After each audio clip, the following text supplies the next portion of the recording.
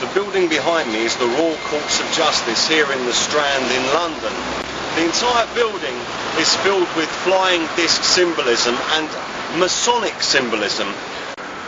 Many years ago there was a case here at the Royal Courts of Justice concerning a gentleman who was so concerned about certain things he had seen built into a London building that he brought the matter to the Royal Courts of Justice.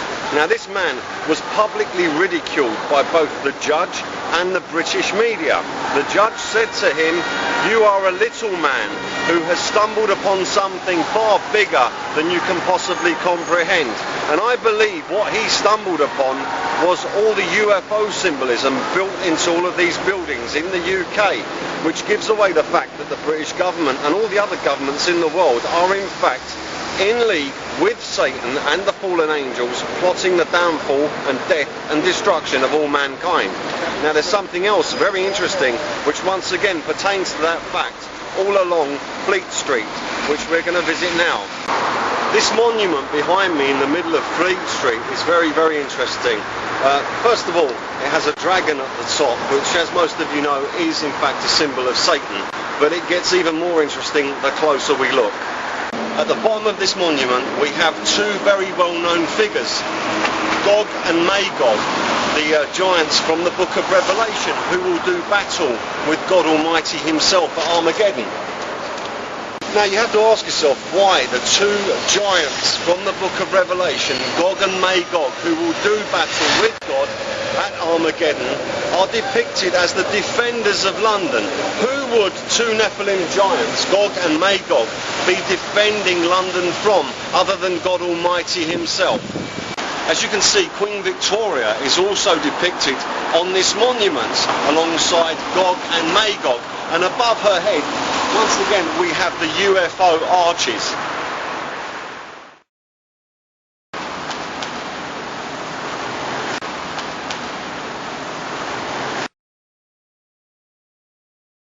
The whole statue here is covered in Masonic symbolism and Satanic symbolism and has a monarch of England alongside Gog and Magog, the enemies of God and all mankind.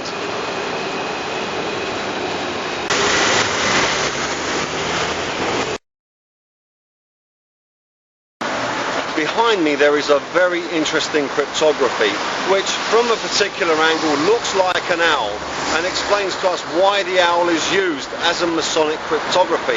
It does in fact depict a winged disc, a horn disc once again.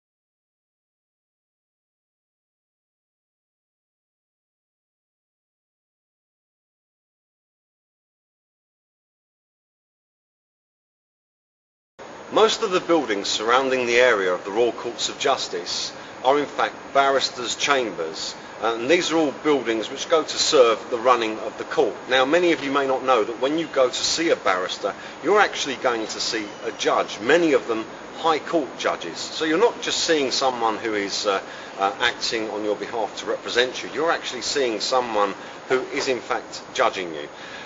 Behind me, as you can see, there is UFO symbolism. There's a half dome and two full discs behind that. Once again, these are barristers' chambers. They are all Masonic symbolism throughout the entire area.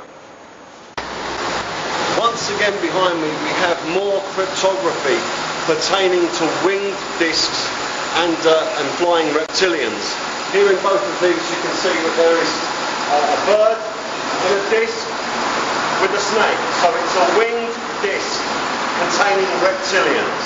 This is BBC Bush House. It's where the BBC do all their worldwide radio broadcasting from, and the whole place again pertains to giants, UFOs and the 8th planet, which is Nibiru, and there's a very, very interesting mosaic on the floor once again confirming that.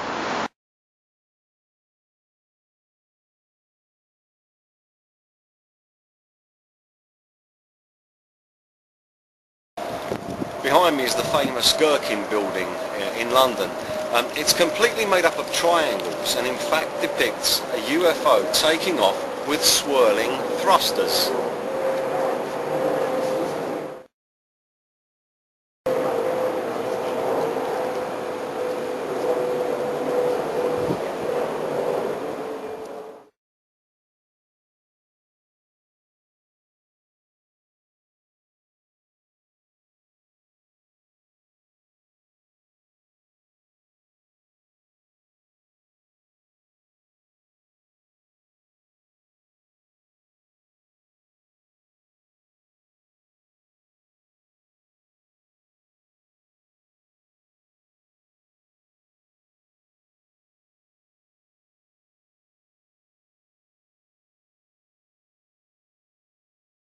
Now you have to ask yourself why the two giants from the book of Revelation, Gog and Magog, who will do battle with God at Armageddon, are depicted as the defenders of London. Who would two Nephilim giants, Gog and Magog, be defending London from, other than God Almighty himself?